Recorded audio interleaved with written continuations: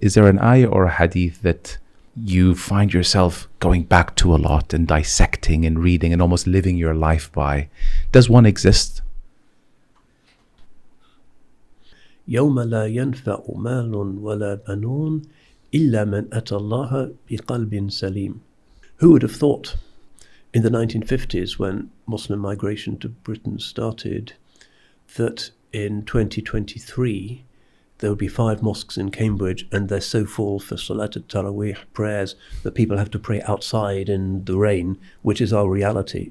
Islam is really resilient. Given a chance, it bounces back. The British government, are they comfortable with the growing number of Muslims in the UK? Is there a mutual respect with one another? So in London now, 1 in 7 people is a Muslim. A third of London businesses are Muslim-owned. The mayor of London is a mosque-going Muslim. And even in Scotland, where the demography is a little more homogenized, the First Minister of Scotland, Hamza Yusuf, is also a mosque-going Muslim. So most people take it in their stride. What does it mean to be Muslim?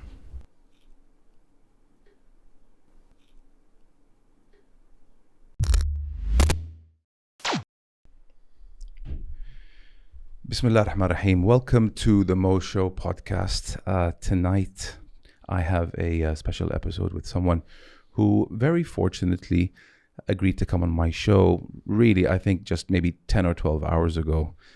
I would like to introduce to you all Sheikh Abdal Hakim Murad. I'm going to start with an open-ended question, and that's, what does it mean to be Muslim? Well, the Arab saying holds that الطرق إلى الله بعدد أنفاس الخلائق. The roads to God are as numerous as the breaths drawn by humanity. There are many ways up the mountain. There are many varieties of Muslims in this enormously diverse, rather disorganized religion. You could call it not organized religion, but somewhat disorganized, and that lack of homogeneity has certain very significant benefits in terms of attracting people from a wide variety of perspectives around the same mountain. We get an increasing inflow of converts at the moment in the Western world, and particularly in the Western European setting. Our mosque in Cambridge, which is small by many British standards, registered 104 conversions last year, and the numbers are growing. And we struggle mightily to discern some kind of overall pattern. Is there a single profile? And we've not been able to discern one. There's a slight preponderance of women, a preponderance of younger people, evidently united by some kind of spiritual quest, a sense of disillusionment with the felt flatness of modernity. But there's people from the aristocracy. We had an Israeli settler who converted to Islam. I was there at the time. Most recently, we had a Lithuanian guy, very religiously earnest, but coming from a kind of post-Soviet spiritual vacuum space. We've had members of the clergy. So they're all looking up the same mountain, but from extraordinarily different perspectives. Some people are attracted to the philosophical aspects of the religion. Others come in through Islamic art and design. Others have fallen in love with a Muslim. Some people have traveled in the Muslim world and have been fortunate enough to meet the right kind of people. There really is no single pattern. So what is it to be a Muslim? It is to find in this final Abrahamic dispensation a habitation for the soul that provides a refuge from the uproar of secular modernity. That, I think, does unite them. Otherwise, it's a rainbow coalition of different people, some of them oddballs, some of them very straight-laced, many of them not actually formally announcing their conversion, the so-called submarines, people who don't wish to face the usual stereotypical questions about Islam, but wish to live their faith in a private, personal way. And there are some even quite significant people in the British establishment and Parliament and so forth I know who are devout Muslims. I prayed with them, but they haven't been outed, as it were. They're still in the closet. So what is it to be a Muslim? The difference between a cult and a sect on the one hand and a great world religion is that a great world religion accommodates the full panoply of diverse, crazy, interesting, colourful humanness. And we certainly find that with Islam. an enormous diversity. And that diversity, I think, is set to grow as society becomes more decentered, more individualistic, more peculiar. But Islam seems to be handling that because, as I say, we're receiving more and more newcomers every day. Yeah. You mentioned just before we started shooting that you converted in the late 70s. With the internet world that we live in today, would you say the rate of converts have remained the same, increased or decreased in the last 40 odd years? Well, sociologists have looked at this, plenty of PhD theses on new Muslims. It's very difficult to pin us down with statistics, but if you look at the most recent fully released UK government statistics where religious affiliation is something that you can declare as your self-identification as well as ethnicity, and you match up the people who self-identify as white British and those who also tick the Muslim box, and that gives you a kind of base statistic for the Anglo-Muslim community. And that number 10 years ago looked at being about 100,000 in the UK, which means 1 in 600 British people is a convert to Islam. But anecdotal evidence from a lot of the mosques I talked to suggests that the number has really surged since then. So when last year's, 2021's census figures are finally crunched and released, then we will see something that no doubt the tabloid headlines will be screaming about as the British migrate away from Christianity and into Islam. It's not really a mass movement. It's a kind of gentle pilgrimage of individualists. But it is becoming demographically significant. It's not that unusual to meet converts to Islam, particularly in Western Europe. When I'm in London and I go to Friday prayers in Regent's Mosque, I get to acknowledge how many Muslims are actually there. If I squint, I'm probably back in Saudi. How does I want to say lawmakers or the British government, are they comfortable with the growing number of Muslims in the UK? Is there a mutual respect with one another?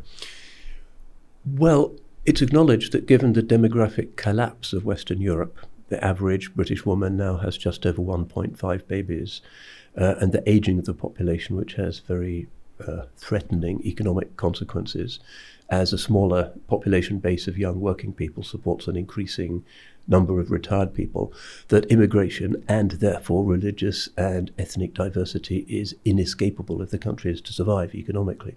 And that was the case that Angela Merkel made 7 years ago when she let in 1 million, just about, Syrian refugees and asylum seekers, that the country can't survive. The German economic miracle depends now on migrant labour. So they don't really have a choice. They will posture about boat people arriving and economic migrants and wicked Albanians and people being smuggled across the channel. Maybe 1,000 a day are arriving by that route. But as climate change intensifies in the Muslim world and sub-Saharan Africa, as political instability in some country continues to propel waves of migrants and refugees, everybody knows that this is the future.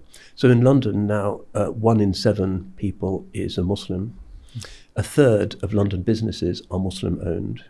The mayor of London is a mosque-going Muslim. And even in Scotland, where the demography is a little more homogenized, the First Minister of Scotland, Hamza Yusuf, is also a mosque-going Muslim. So most people take it in their stride.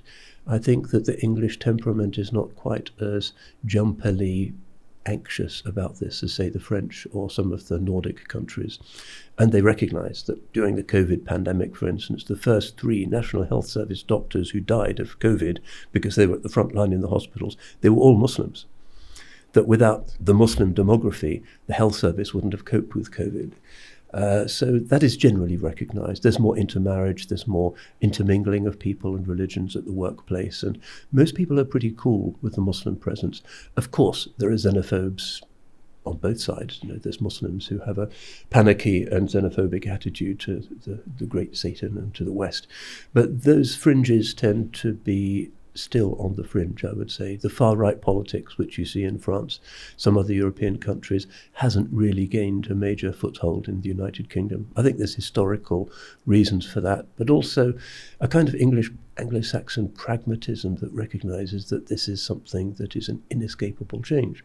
That in the 19th century, the white man was going out and settling everybody else's country, and now the wheel has turned, and it's time for those people to come to England. And there's a certain poetic justice, except that the Westerners were doing it through violence and conquest in the 19th century, whereas these people are coming to the UK peacefully. That's the key difference. But surges, movements, mass migration of populations are just a constant of world history, and everybody recognizes that it can't be stopped and shouldn't be stopped. Mm-hmm. I follow sports. I'm a football fan, and I can't help but notice that just how Italy still has a racial problem. Oh yes, against the African American or the black man playing football in their country. Denmark seems to always, find itself in the news for the wrong reasons when it comes to respecting the religion of Islam. In the UK, it's not the case. Any particular reason why Denmark and other Nordic countries have this complexity? I think it's complex. It may have something to do with the unhappy legacy of certain Aryan, far-right, fascistoid movements that were very powerful there, a kind of Quisling phenomenon in the 1930s, the unacknowledged prevalence of collaboration during the Nazi occupation, the failure of denazification, and perhaps ironically the fact that those countries generally didn't have a Muslim empire. The British, even in the heyday of Victorian triumphalism, they were kind of interested in India. We started to eat Indian food. Queen Victoria had Indian servants. Indian words started to come into the English language. We all started to live in bungalows. And even though there was the assumption of the white man's burden, the white man's superiority, still there was a sense that, an awareness, that the majority of the Queen's subjects were actually Muslims, not Christian. Whereas the Danish, the Norwegians and other people simply don't have that stratum in their history. That may be one reason for it. It may also be the case that the Muslim migrants that they have accommodated have come from rather more desperate asylum-seeking dissident demographies rather than the mass migration of vitally needed workers who came to, say, the UK in the 1950s to replenish the ranks of factory workers because so many had died in the war. So the economic indispensability of the Muslim presence has never been quite so strong an argument in places like Sweden and Denmark. That makes sense. And thus weren't influenced by having Muslims there on the ground at the rate that they did in the UK. No, it's much newer in the Nordic countries. And they have also been a little bit on the edge of the European experience. They don't have a deep experience of migration, even from other European countries. They have produced emigrants. Half the population of Minnesota is Icelandic and Norwegian, but they didn't really receive large overseas demographies. And you can see that in the Stockholm phone book, for instance. The Swedish people have recognizably Swedish names, whereas the London phone book has always had a lot of Italians and Portuguese and Russians, and Paris is the same. So it's a kind of shock for them to realize that at last they're catching up with the rest of the world and becoming diverse. Makes sense. I watched a few clips of you on YouTube yesterday, and the word "the green pill" came up a few times. Okay. Would you be able to walk me through it, please? Well, it's my rather elderly attempt to be with it and to speak to kind of popular culture. It's again to do with the mystery and the profound transformation that people find when they take the plunge and come into Islam, or whether they experience what we call re-entry. In other words, they've been taking a siesta, not being very religious for a while, and then waking up to these important questions and coming back into Islam. It's a green pill, partly because the Cambridge Mosque, which I support, is an eco-mosque and has a lot of sustainability features, reflecting the Quran's concern for the sanctity, the inviolability of the natural world and the environment. But also the sense that if the kind of matrix cliche is that there are different paradigms through which we see the world, which may, some of them, be unreal or illusory, which is not a trope that they invented, but goes right back to Plato and the cave and the basic philosophical questions about to what extent can we trust the evidence of our senses and the consequence of our inevitably limited reason?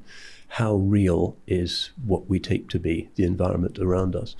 That religion also is very comfortable with that space and seeks to waken us to what is behind phenomena.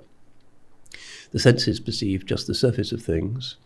human beings from Paleolithic times, as far as we can tell, have discerned, particularly in the forms of virgin nature and the cycles of the season, the movements of sun and moon, the astronomical phenomena, something that bespeaks greater depth. In other words, the presence of the sacred. And this has always been an integral part of human nature. There's never really been a secular culture, except this strange thing that seems to have overcome us in the West in the last 20 or 30 years, whose long-term sustainability we simply don't know. And the human brain does seem to have developed in order to thrive in the context of seeing the magical, the mysterious, the religious, the numinous, the aesthetic, and human culture really begins with that, from the Epic of Gilgamesh to grave goods in the upper Neolithic period. We've always been homo religiosus is part of human normality, despite the obvious immense diversity of religious forms. So the green pill in this kind of little comparison that I'm attempting is to step out of the illusion that the modern sort of neoliberal capitalist paradigm uses in order to turn us into consumers of the surface of things, with evident deleterious effects on our mental health, let alone our spiritual health, and to help us once again to connect with that natural human capacity to intuit and even to perceive the sacrality of things. And this I take to be a particularly key aspect of the Quranic message. Some scriptures refer to nature more than others, the Quran perhaps more than most. And it's part of its argument. It's an argument from design, asking the hard-hearted pagan Arabs to look around at the phenomena of the world, the amazingness of the Arabian desert, the beauty of the desert once the rain falls, the synchronicity of the heavens, and to observe that this kind of order and this kind of beauty is unlikely to be self-generated, but bespeaks some ultimate prior cause, whose concern is with order, with compassion, with beauty, with majesty, and with us poor little worms of human beings who are somehow at the center of this great operatic drama that is the cosmos. So to take the green pill is to wake up and to see behind the surface of things, to see the divine source and reality of things, and to see the joy that things have in their being in God. Everything in the heavens and the earth is what God is doing at a particular moment. Sometimes the divine gentleness is evident, sometimes the divine rigor is evident. Yesterday at the dawn prayer in Medina, there was an almighty thunderstorm. The heavens were cracking open. The lightning made the mosque lights flicker. It was titanic. You know how the desert storms are. They're like the crack of doom. And one remembers the Quranic verse, يُسَبِّحُ الرَّعْدُ بِحَمْدِهِ, that the thunder hymns his praise. And that to me is necessary for our humanity, that we cannot exist in what the philosopher Charles Taylor calls the felt flatness of modernity, our pain at discovering that there's nothing to discover, the fact that young people who crave initiation, to be taken off by the elders of the tribe into the wilderness and violently initiated into the hunt, the gods, the sacred place, that initiation which young men in particular really need in order to become men is no longer available, and instead there's just more treats and more consumer goods and more of the same, with the result that we have what Jung and others have called the puer aeternus, the eternal boy. We never really grow up nowadays. There's a lack of seriousness in our culture. Everything is playful and ironic and often obscene. So it's a form of maturation which has a specifically Islamic form because of Islam's particular focus on re-engagement with a natural world which is almost animated, where everything is praising God and humanity has its due role as another element in creation that is to praise God.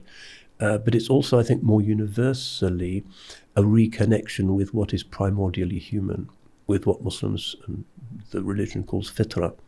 The religion is the religion of fitra, which means something like the primordial natural disposition, what it is to be fully and richly and authentically someone who inhabits the possibilities of our infleshed forms in this miraculous cosmos, and to see everything in terms of its meaning, its ma'na, rather than just its perceived form, its hiss.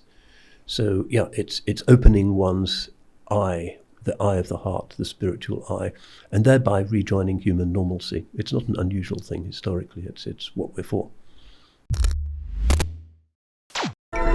عجينة محضرة بشغف، قوامها خفيف وهش، وطعمها ولا أروع. If you can go back to the years leading up to you converting to Islam, can you walk us through what it was that pulled you into the religion and made you think, yes, this is something that I want to do right now? Conversion is an ongoing process. It's a metanoia, it's a turning. Tawbah in the Arabic language is like the Greek teshuvah in Hebrew. It's turning yourself around physically in terms of adopting a new and hopefully better way of engaging with your body, with the world, with the senses, but also a spiritual turning from the periphery to the center. As I mentioned earlier, converts come in all shapes and sizes. But I think what generally unites the people that I work with is what appealed to me, which was a sense that the ancestral Christianity of my family was dying away for a variety of complex historical and sometimes biblical critical reasons.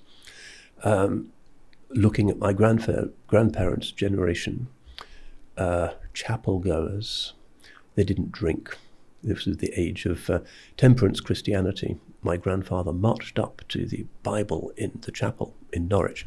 At the age of 14, put his hand on the Bible and swore off strong drink for life, as his father had done. And that was part of our kind of puritanical Christian chapel world, which was a world which had very great sort of moral significance and was part of the pushback against some of the worst horrors of the Industrial Revolution and Dickensian England. It was a very moral and moralizing type of religion. In my case, looking at the doctrines as opposed to the morality, I found, to my sort of teenage excitement, because many teenagers like to rebel, that I couldn't subscribe to any of the articles of the Church of England or of the Calvinistic churches. And as naughty little boys, we used to tease the school chaplain with questions. How can God be three in one at the same time? Is there anything that could be three in one at the same time? And he would go to the blackboard and try and explain what Augustine thought of the perichoretic union of the persons of the Trinity, and we didn't buy it. It looked like a kind of attempt to square a circle. And then we naughty little boys said, how could Jesus be man and God at the same time? In other words, a single entity is infinite and finite simultaneously. How does that work? Mr. Booth, that was the name of our poor school chaplain who was used to being endlessly tormented with sort of rude, semi-blasphemous questions from cheeky adolescents. And he'd go back to the board and try to explain, well, you can have a being that's infinite and finite at the same time. And how can this human God die for 3 days at Easter time? What is it for God to die and then to come back again, and who revives him? And it turned out that he was defending something technically that he wasn't fully giving his heartfelt assent to. And I found this increasingly, that people were going to the churches out of a sense of tradition, sometimes social compliance. But when they came to those bits in the creed or in the hymns, which dealt with those very difficult paradoxes, they couldn't really deal with a form of religion that seriously expected everything in your life to be based on paradoxes, what we saw as paradoxes. So I became, as many in the 70s did, a kind of seeker, exploring Eastern spiritualities, looking into different religions, spending time as an undergraduate in Cambridge, drinking lots of black coffee with like-minded, earnest friends, into the small hours, talking about the Vedas, talking about Buddhism, talking about Taoism, talking about secular philosophies. Marxism was still a thing back then, very much so. what I never knew about or had any notion of being attracted to turned out to be the ticking of all of the boxes about the nature of Christ and God and creation and sin and the fall that my Christianity had never ticked for me. That we're all collectively guilty for the sin of Adam, and therefore God himself has to suffer because we can't do enough to extricate ourselves from all of that sort of standard church talk, which we'd mocked as teenagers. It was a very secular school, very few kids, even though we had big church services in Westminster Abbey with the organ and the processions and every day, but the reality was not in it. Except apart from a righteous remnant, I suppose, who did purport to accept these paradoxes. But I was never somebody who was looking to reinvent myself, to do a kind of Lawrence of Arabia or to inhabit somebody else's identity, because I think if you are going to take the very grave and immense step of changing your religious worldview, which affects the deepest aspect of what you are, you have to be sure that you are building on what you already are, rather than pretending that you can get rid of it and reinventing yourself as a Buddhist monk or something, as some people claim successfully to be able to do. But I was never interested in no longer being my kind of middle-class, mediocre, middle-of-the-road, Middle England British self. I didn't particularly want to be part of somebody else's story. And I found Islam to be, in a strange kind of way, very universal. And one does find that with a lot of converts, that in an odd way, German converts become more German, French converts become more French. And that's not just a reaction against the perceived exoticism of mosque culture, that they jump back into their own identity. That can happen, but it's usually not that. That it brings out something that is indigenous, that is somehow purified. It's a very remarkable thing when you see people who are from very conservative English backgrounds. I mean, I know somebody who is in the higher ranks of the aristocracy, who sits in the House of Lords and is the most stereotypical kind of P.G. Wodehouse English type you could imagine. You'd hardly think that people like that survived the 1930s, but there he is in his tweed and he goes hunting and the English thing. He has a big mansion that his family had been in for 400 years. But he's really English, and yet he prays 5 times a day and he does Ramadan, and that, I think, is often not understood in the West. They see Islam as, for the Arabs, the Pakistanis, whatever, it's perceived as being for the ethnic other, which adds a further layer of alienation, because racial sensitivity is still a real thing in the West, despite manful, sometimes successful efforts to push back against it. But the West does see people on the basis of ethnicity before it sees people on the basis of religion. So if you can transcend that and show Islam as universal religion, the greatness of the purity of Abrahamic monotheism that one finds in the Quran as being something that speaks to one's Englishness or Americanness or Japaneseness. And Islam historically has adapted enormously to various cultures. A mosque in Senegal looks completely unlike a mosque in Sumatra, for instance. That's part of the Quran's celebration of human colours. The difference of colours is seen by the Quran as a sign of God. It's something that we welcome, and Islamic forms and arts and oral culture and poetry has always reflected that and respected it. So I think that was probably the major obstacle I had to overcome. The sort of Disney idea of the Arab world, the Muslim world, as being a kind of, is it Agrabah, the city in Disney's? Aladdin, that it's pointy minarets and pointy shoes and scary men in turbans and oppressed women. And if you can see, that's a kind of horrible, stereotypic, sub-racist stereotype about a certain aspect of Arabian Nights culture that once had a reality. And you see the universalism of the religion and how it can, in this very remarkable way, help you to inhabit your indigenous identity more fully. I think that's the thing that's least understood about Islam in the West. And it's often the converts who demonstrate its universality. And this has been a theme in European Muslim thought.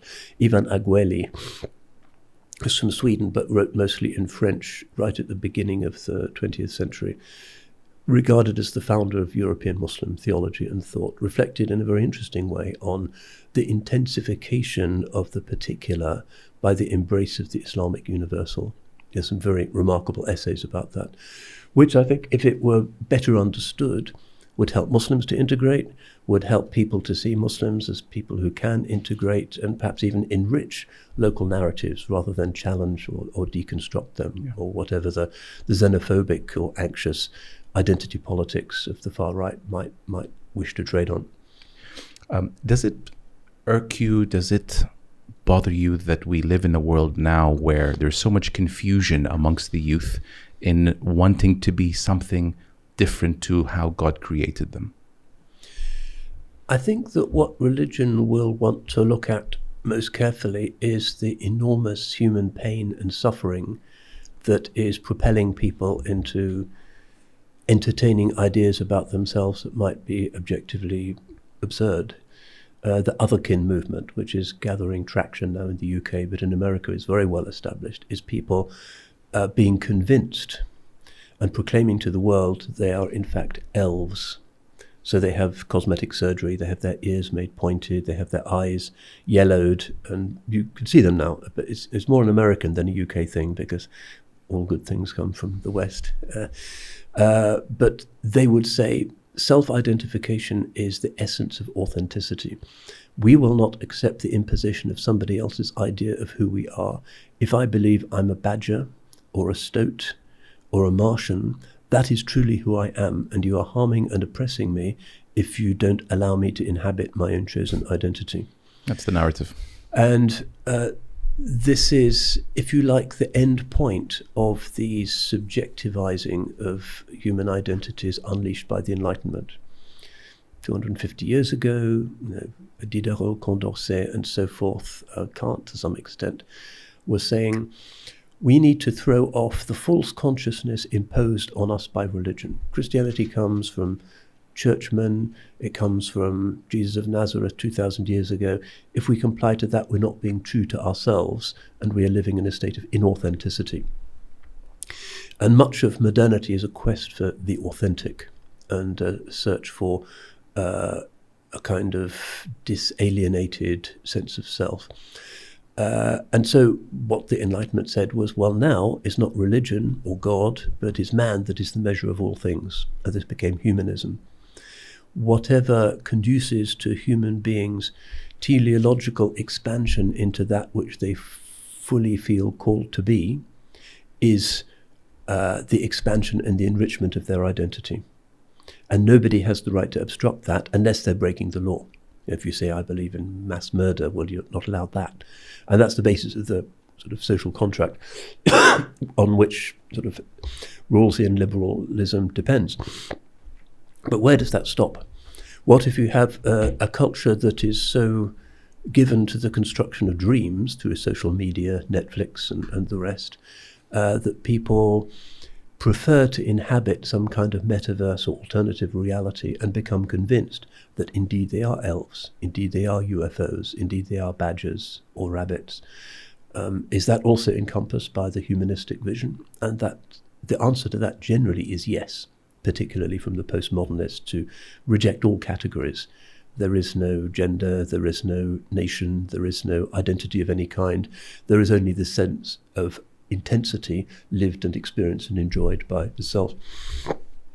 Now, inevitably, one of the consequences of this proliferation of choices is that life becomes very stressful.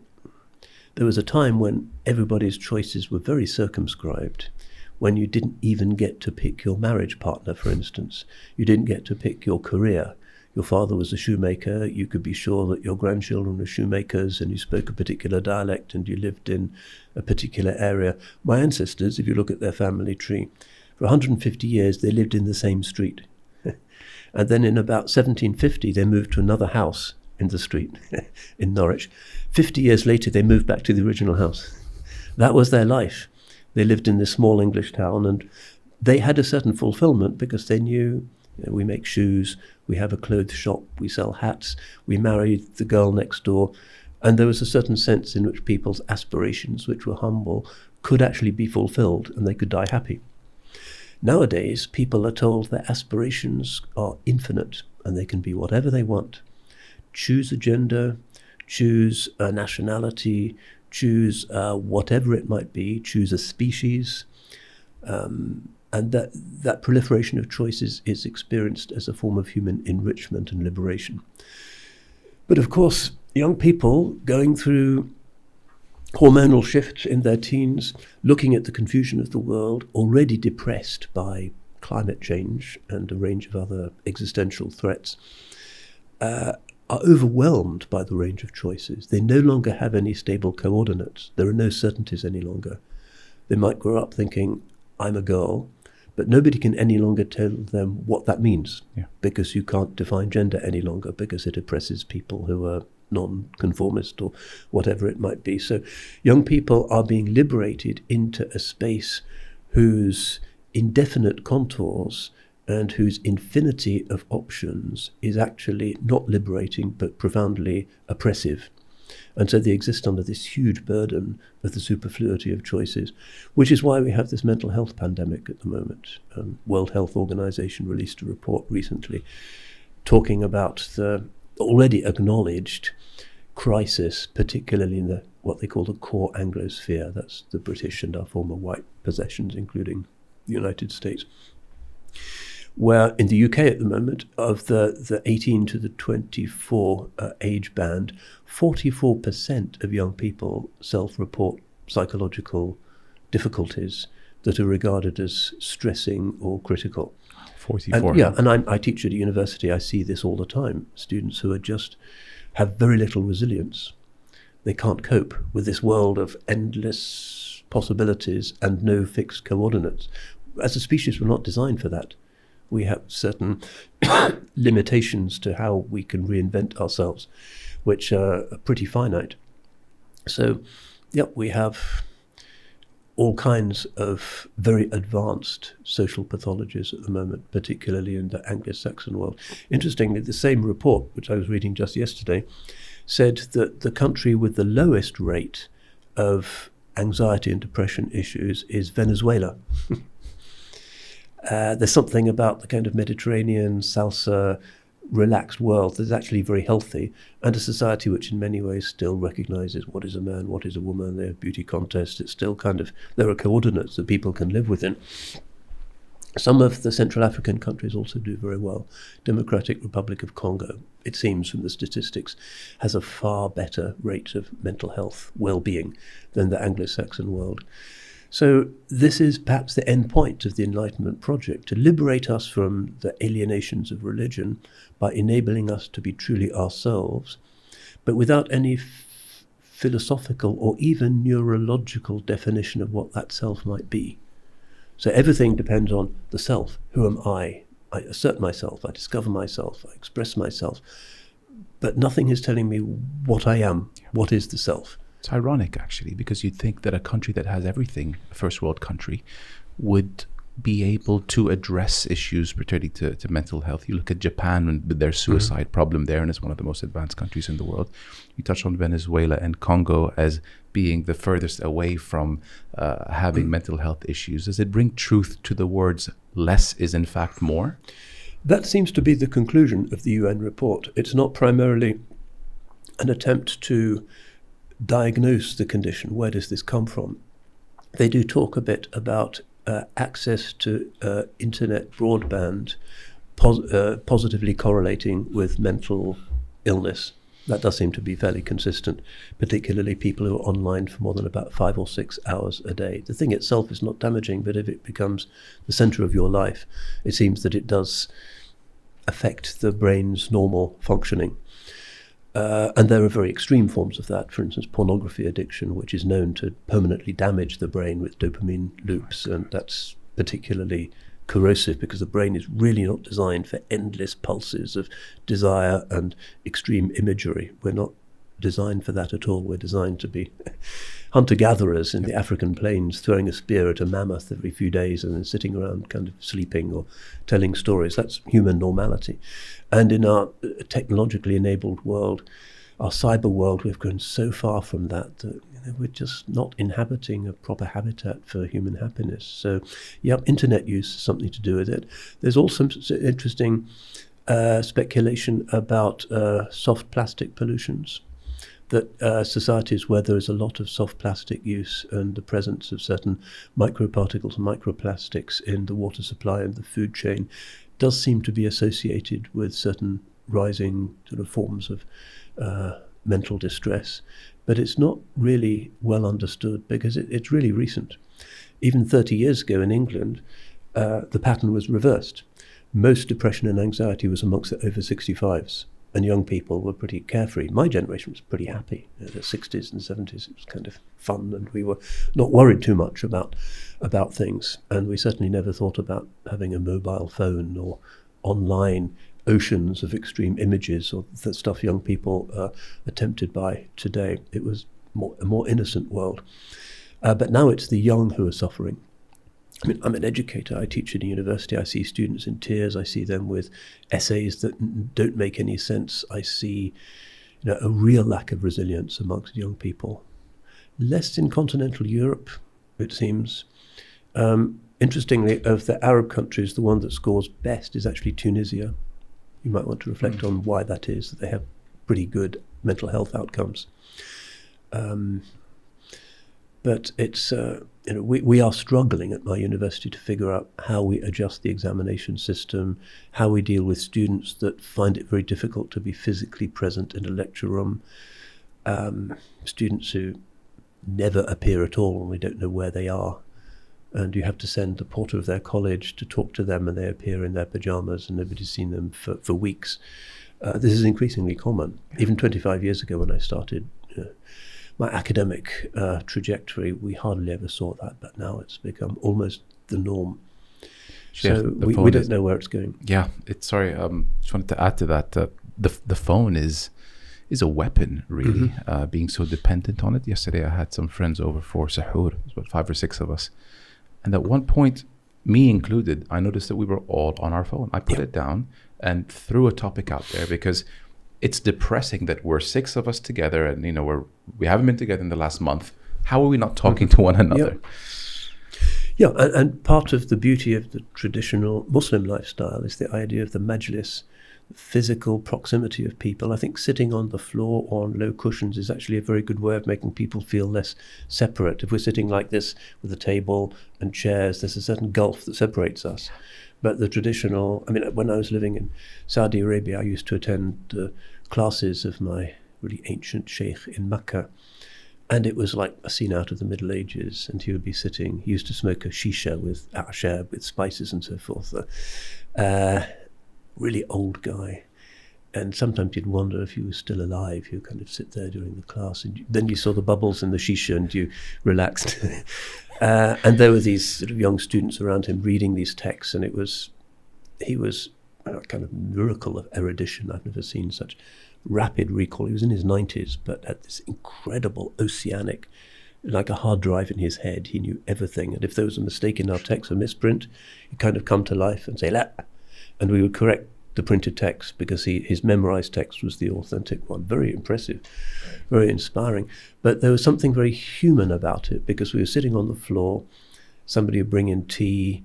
There was a kind of, the Arab thing is very physical. You're hugging people, you're touching them, you put your hand on their knee. Kissing them. You walk in public, when I was... Holding hands. Yeah, this was something I found difficult when I was in Egypt because some of my teachers there, we would walk through Khan al-Khalili and the tourist areas, and the sheikh would be holding my hand, and all the tourists were kind of looking at this. What's going on there?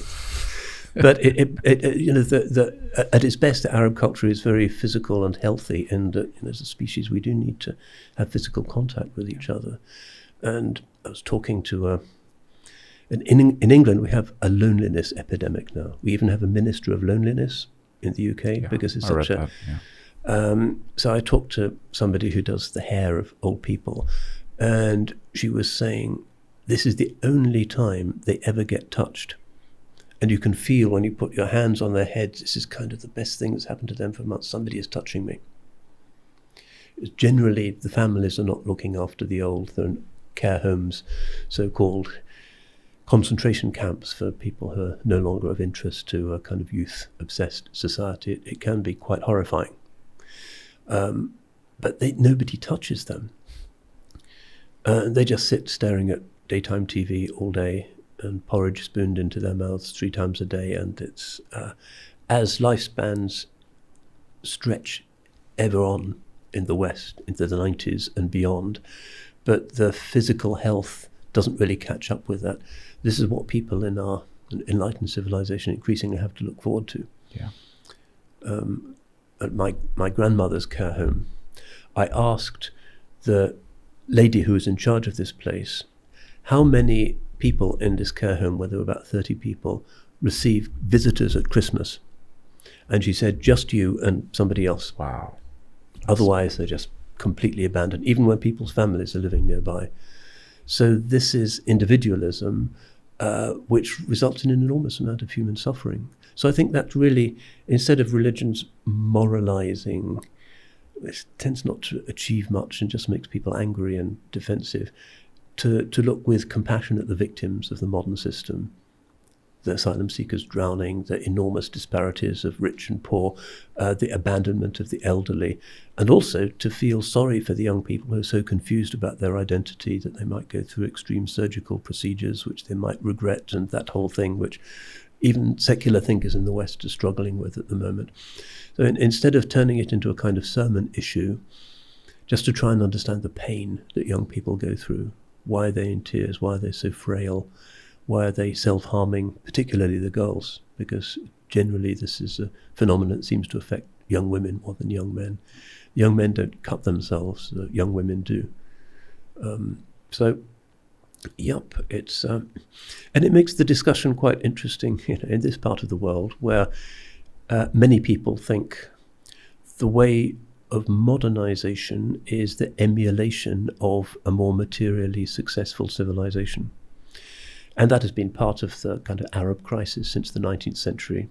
Napoleon's invasion of Egypt, the apparent mastery of technique by the Europeans, and Muhammad Abdul, Rashid Rida, Kawakibi and others, Huda Sha'arawi,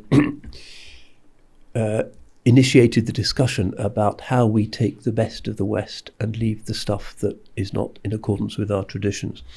Generally, that wasn't theorized out with much sophistication. It was more kind of crisis-driven. We need railways, we need modern weapons, and this is kind of how the Ottomans did it. In the long term, that didn't really yield a very unified kind of culture. You had people who had torn between 2 different worlds, speaking different languages, even in different contexts, which is not a good basis for sort of national development. The Chinese never did that. The Japanese never did that. The Koreans never did that. What they assimilated from the West, they processed, and they always did everything in their own language. One of the explanations for the economic miracle of Korea is the fact that they emphasized their own language and their own literature in every level of higher education.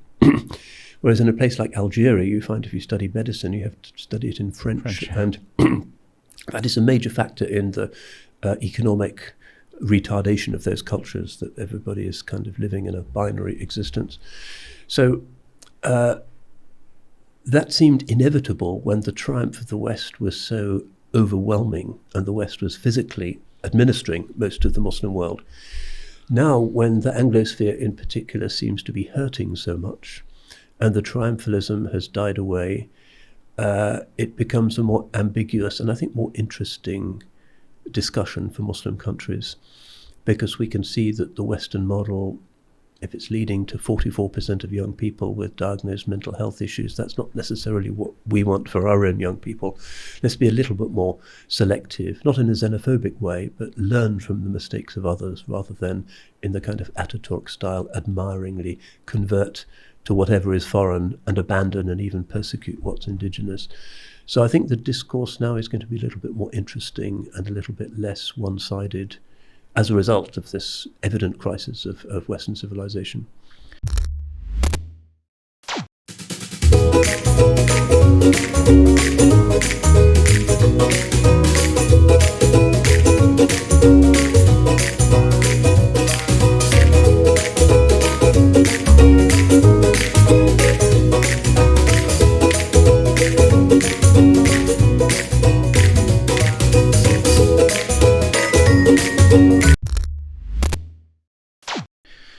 seen modernity take over the Gulf countries, specifically in the Middle East. I'm looking at countries like the UAE, Qatar, Saudi Arabia, and what's happening here as we gear up to Vision 2030. The question is, what kind of challenges, let's say, does modernity pose on Islamic societies and culture? Well, Islamic societies are not a single kind of thing. This is a common Western stereotype that every Muslim has a camel and 4 wives and lives in the desert. And most Muslims in the world live east of Karachi. The biggest Muslim country is Indonesia. There's more Islamic universities in Indonesia than in all the Arab countries put together. So Islam is a very diverse thing, and how Islam is experiencing modernity in the context of the Far East, tiger economies, Malaysia and so forth, is really different to the story here.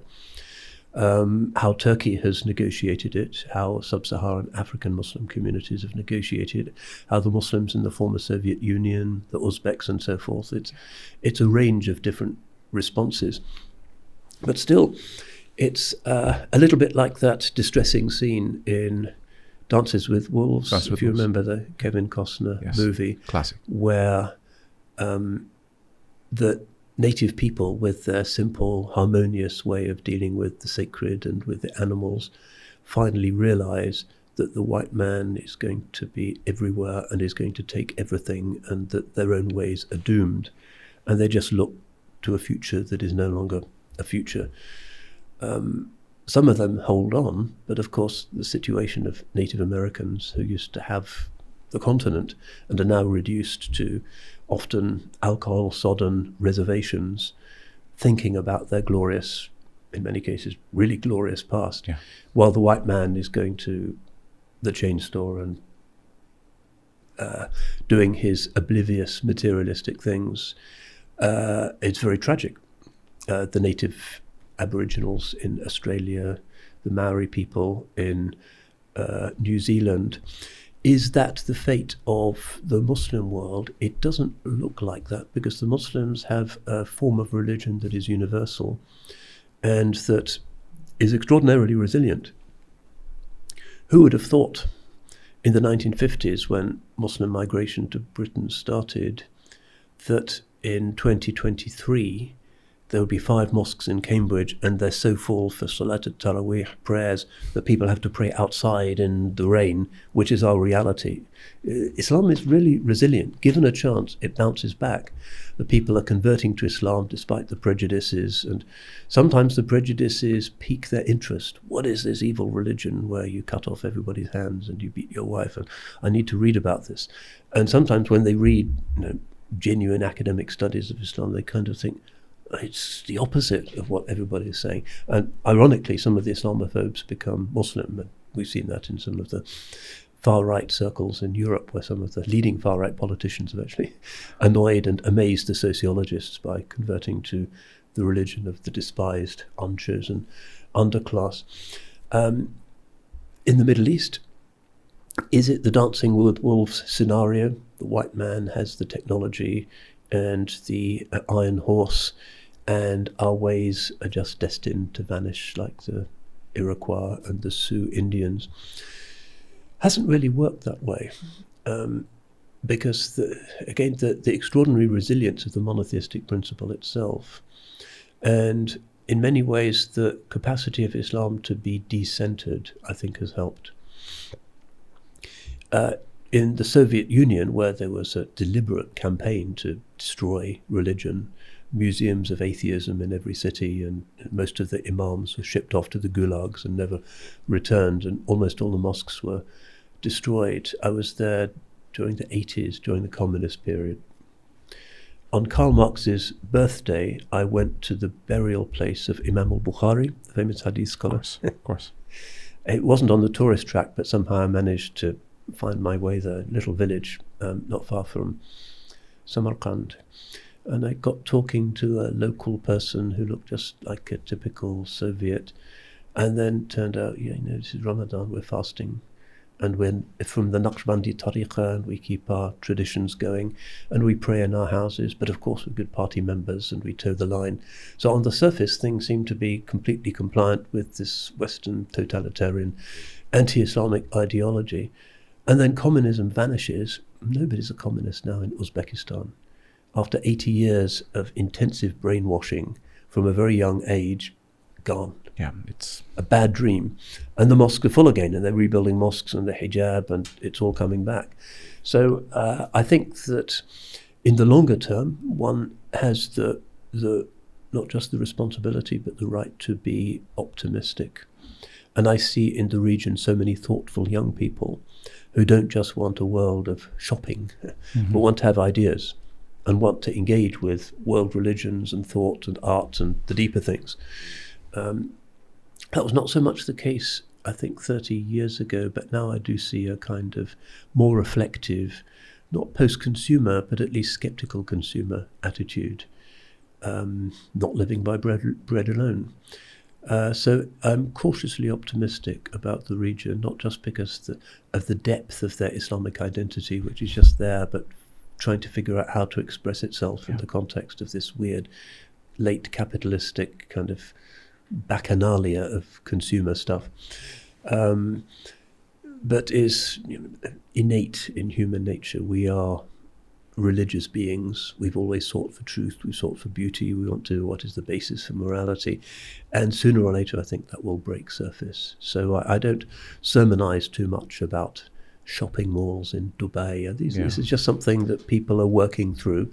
And countries have the right to develop themselves. And in the longer term, I think that a good symbiosis will be found, quite possibly working with Muslims in the West. Quite often we run sort of retreats for young educated Muslims in various sites in the West. We find increasingly the people who come to them are young Middle Easterners who are not satisfied with the kind of state religious discourse they say in their own countries, and they're really interested in the intellectual life that's happening amongst Muslims in the West, where there are some very significant thinkers now. There are some important American Muslim theologians and poets and artists and universities and institutions. And despite the crazy consequences of the radical freedom of Enlightenment modernity, the freedom also gives us the space to think and to try to be authentic in a way that in some highly regulated Muslim societies might appear to be more difficult. So whether you accept that this is the meaning of the hadith that predicts at the end of time the sun will rise from the west, I don't think historically the West has really produced great spiritual movements. They've all come from the East. All the religions are from Asia, much to the confusion of some sort of rather nationalistically minded Americans. But yeah, the religions come from Asia. But one does see the rapid growth of very interesting Muslim philosophical and academic writing in the major Western universities that is quite groundbreaking and has access to some of the world's great library collections, and is trying not to be reactive or engage in crisis management about modernization, but to see how religion, properly understood, classically understood, provides a set of solutions for those issues where modernity acknowledges that it's failing and that it's in a state of crisis. So it's quite an exciting time, really. And at our little institution in Cambridge Muslim College, we have a remarkable team of thinkers and philosophers, theologians, jurists, Sharia experts who are kind of creating a critical mass in Cambridge.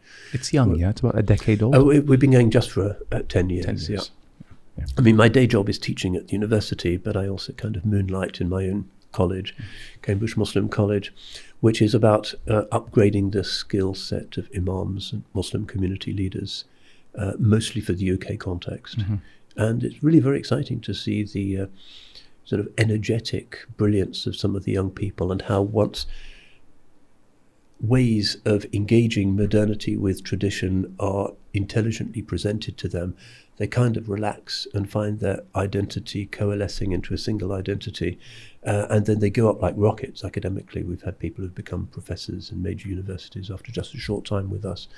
So it's a kind of elite institution if we've only got 62 students, because we pick the best, the most promising young people.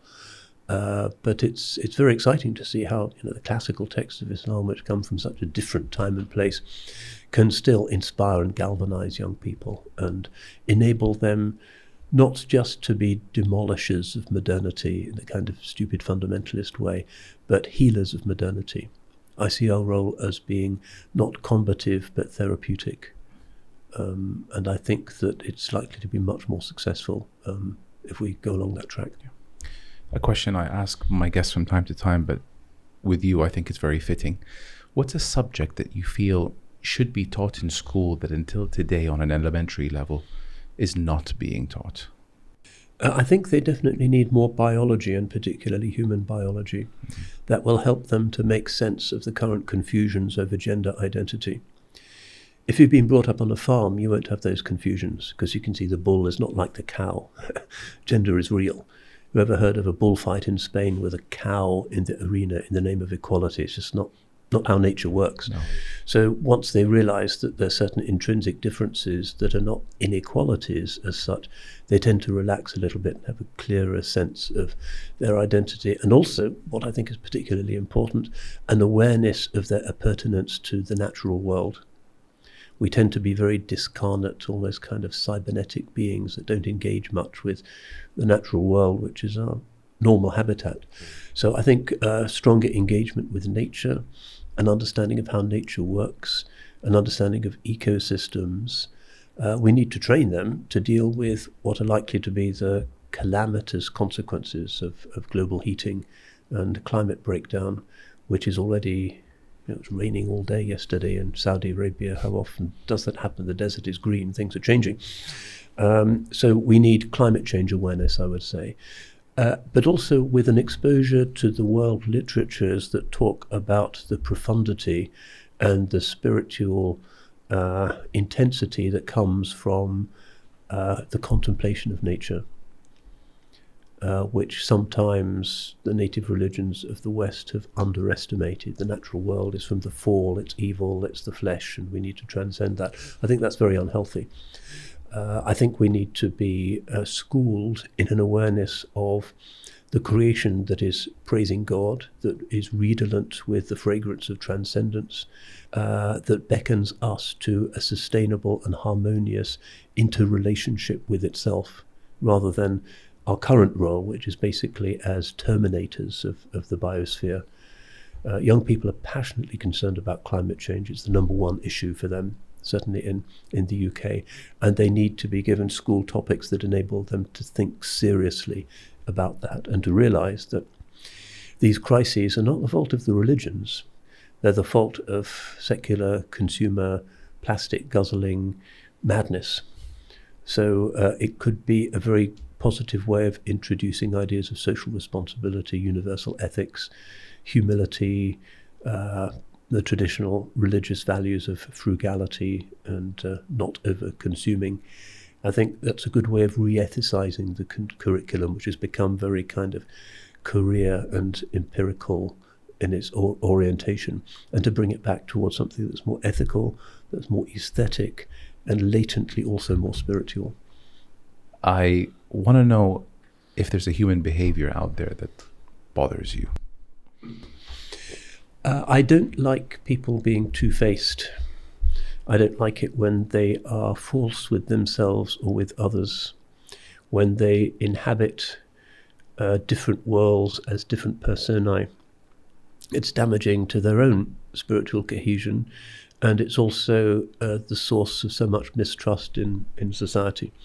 If you look at the Seerah, the life story of the Holy Prophet, the founder of Islam, you'll find him endlessly forgiving. Even people who try to assassinate him, he forgives. But he really didn't like treacherous, treasonable, two-faced behavior. He regarded that as being a fundamental abdication of one's responsibilities as an honorable human being. So, yeah, that is what I don't like. People who break their promises, who make fat claims, including people who thunder from the pulpit about vices that they themselves are not immune to, or who talk about Muslim unity and brotherhood, and then they come out of the mosque and they're immediately criticizing each other or criticizing other Muslims. So I think that duplicitous, two-faced quality, which we find in ourselves, is particularly repulsive, and unfortunately does exist in Muslim societies as well as everywhere else. What makes you happy? It's probably the Aristotelian definition, which sounds terribly dull to modern ears. Happiness comes when good tasks are performed well,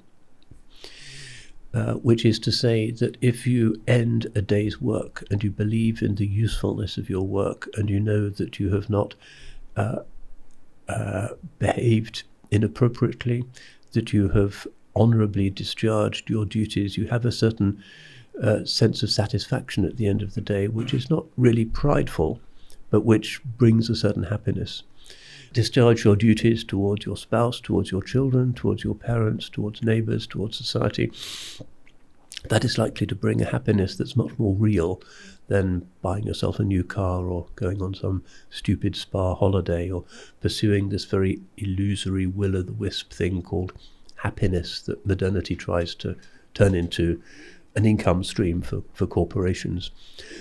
So it means that it's accessible to anybody and isn't really related to income or even particularly to physical health. There's this thing called hedonic adaptation, which psychologists speak of, which means that people generally find a normal level of happiness irrespective of their external circumstances.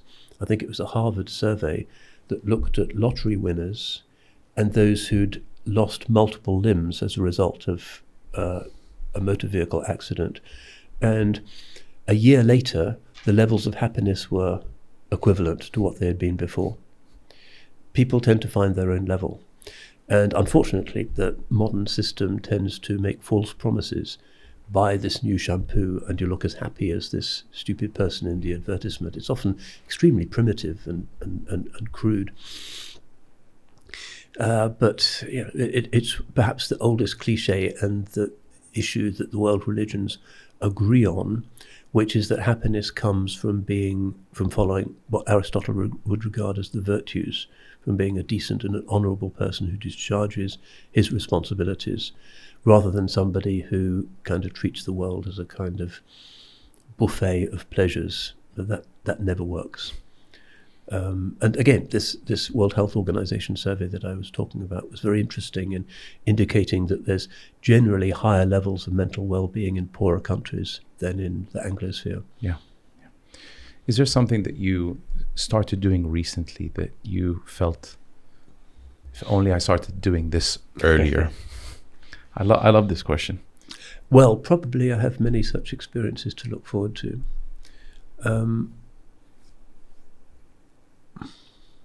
There's always authors who one had heard of but never really engaged with.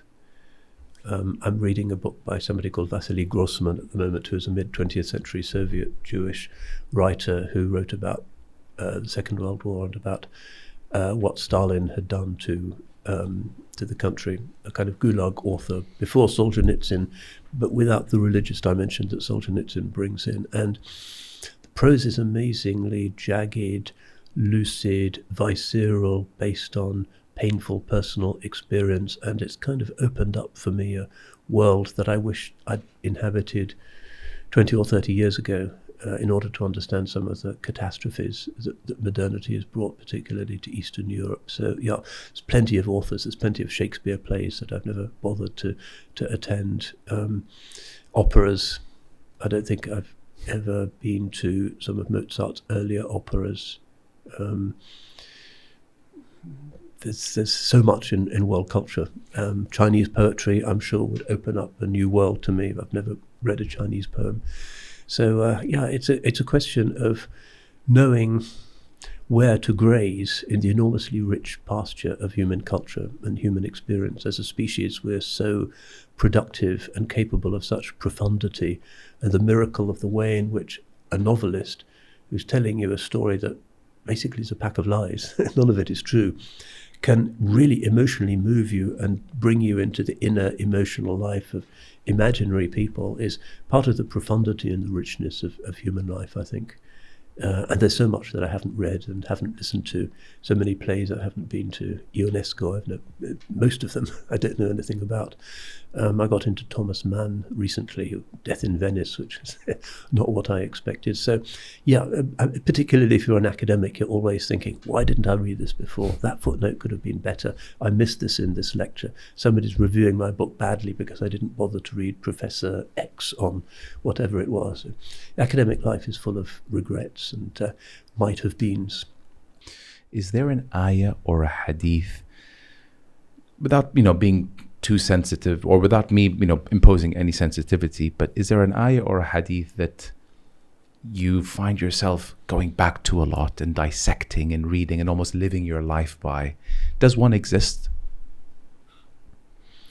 There's so much, and one of the things that we do in Ramadan, of course, is to listen to the whole Quran in the Taraweeh prayers, and it's, by my stage of life, it's become quite a familiar landscape, and you savor the syncopations, the sonorities, the poetic qualities of the language, and you're always bumping into old friends and verses, and you realize, I didn't know where this was, it's in this surah. It's a very kind of cultural experience.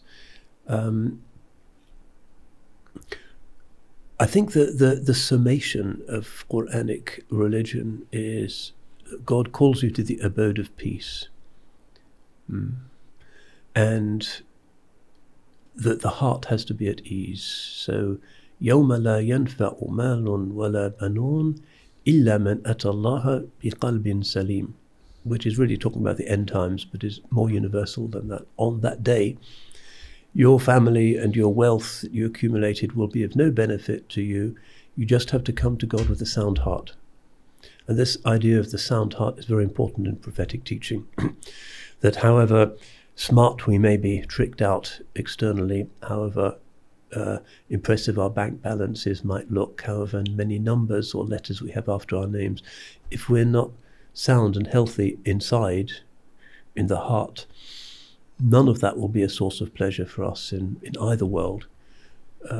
So, yeah, and the lesson for that is that you look for sound hearts in humanity, even across religious boundaries, and in anybody who is a profoundly decent human being, whose heart is pure of ostentation, of hypocrisy, of lying, somebody who lives a decent human life.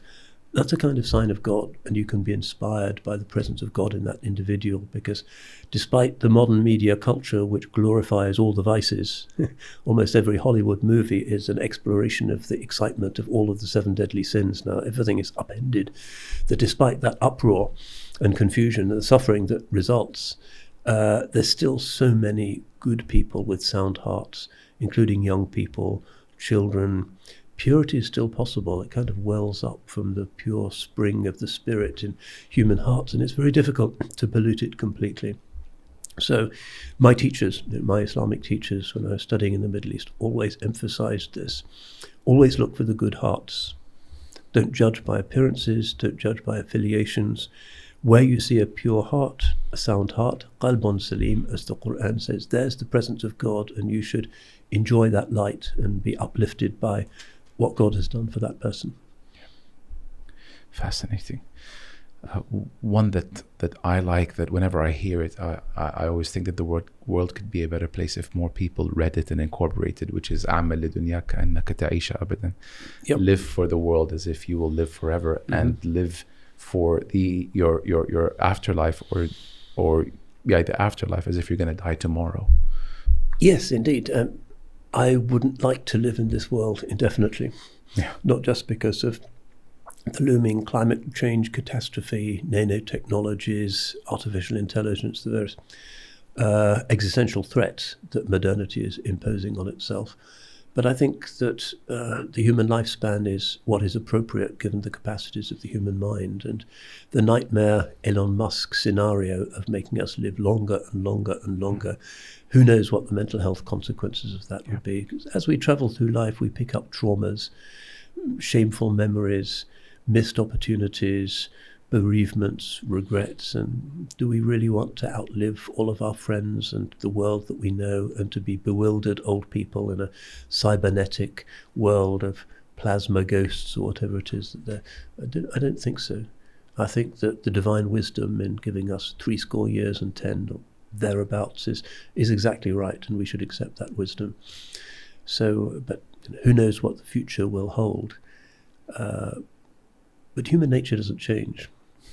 And that's always the good news. And religion, part of the strength of Islam for me, and this book that I recently brought out, Travelling Home, looks at that, is that it gives us this constancy, these reassuring, firm coordinates. The book is primarily about Muslim situation in Europe, integration, a theology of Islam in Europe. It's not really a sociological study. That the reason for the resilience of Islam under sometimes very difficult conditions, and the reason why people continue to trade up to Islam, is the miraculous intactness of its basic practices. That the prayer, yesterday in Medina, with whatever it was, 1.9 million people from every country on earth, you know what it's like. That's kind of like the Day of Judgment. Everyone is there. Literally. Yeah, but what unites them is that the form of the prayer is exactly the way the Holy Prophet prayed, and Muslims have always prayed. And there's a tremendous sense of security and reassurance that comes from finding certain core things in one's life that have never changed and almost certainly never will change. That's the same with Ramadan, with the Hajj, with all of our basic institutions. So that gives me hope as well. And I see, why do people go to Medina? It's not even a religious obligation. The Hajj is an obligation. Medina, they go there out of love, really. 1.9 million people putting up with crowds and airports and stuff and visas because of love for the man, for the Holy Prophet. This is his darajat al-aliyat rafi'ah that we pray for him after the call to prayer. Part of that is the extraordinary love that these people have for him, and they're in tears because they're near the chosen one and God's beloved. So the power of love in our cynical age brings 1.9 million people from Indonesia or Cambridge or wherever, just out of love and respect for the Holy Prophet. So humanity in its basic needs and vulnerabilities and capacities is still there, it's still intact. So that's why I'm optimistic. And the book, to some extent, ends on an upbeat note about the prospects for Islamic growth in the West. Thank you so much for giving me this book. I do look forward to reading it, and then we'll share with my family, I think, who will take similar interest in it. Before I let you go, my son yesterday, who's 5.5 years old, asked me a question. I didn't know how to answer it. And then I said, I'm going to ask someone who might be able to. He said, Baba, Dad, if God knows everything, then how come he did not choose who goes to heaven and hell? Well, here we come up against some of the tougher aspects of our theology, which is to say that we do believe that the future is already there. We don't believe in a human-like God who's kind of sitting around to see what happens next and wondering what everybody's going to do, and the Day of Judgment will be a surprise for God as well as for humanity. We believe in full monotheism, which means that the Supreme Being is outside time and knows all of time, and therefore everything in time, in the universe of manifestation, everything that is not God is already there. Now, we can't imagine what things would be like if there wasn't time, because all human experience is time-bound, and the clock is the kind of only constant thing in our lives. But the divine is not subject to the clock. The divine knows what will be. Everything is a single monadic unity of glory and majesty in the divine knowledge. So we kind of creep through life thinking that there is cause and effect and differentiation. From the divine perspective, no, there's just the single blazing effusion of all of the divine names intersecting with each other to produce the majesty, the beauty, the terror, the love, the wonder of creation. And that incorporates also the idea of otherworldly recompense. It's not possible to believe that the omniscient supreme being is kind of wondering what's going to happen next. That's a kind of idea that Greek pagans might have liked. But it's not our idea. So it's quite a tough idea to think that that's already set. But it should incentivize us to do what we can to show ourselves worthy of what God has decreed for us. Yeah. But inevitably there is a paradox and a mystery, because you're dealing here with the problem of free will, which is a problem for secular as well as religious philosophers. But what we don't believe is that God is somehow analogous to ourselves and wondering what's going to happen next. No, everything is an open book for him, past, present and future. It's been revealed. It's been decreed. Decreed. Is what he does. He's the only one who does anything. We believe in full, uncompromising monotheism. SubhanAllah. SubhanAllah. Thank you so much, Sheikh, for what you do for us. Thank you for coming to Saudi. Thank you for spreading the message in the UK and beyond. I'm very lucky to have had this hour with you. I look forward to reading this book and learning more about you. And my God, is this going to be an educational episode for many of my audience who aren't used to such content. So I thank you. Well, thank you for this opportunity. Academics are always happy to release their thoughts, and all of your listeners and viewers would be very welcome to visit us in Cambridge, to see our new mosque, to meet our community, to see Cambridge Muslim College. It's become quite a hub for bridge building, constructive Islamic work in the kind of heartlands, Ukhri Diyar of the West. It's an interesting experiment. Yeah, and we'll ensure to put your website and all ways that people can reach out to the mosque and learn more about the religion and more about you. Thanks again, Sheikh, and I really do look forward to seeing you again soon, inshallah. Thank you. Maybe in Cambridge. Yes, I would love that very much so. Thank you.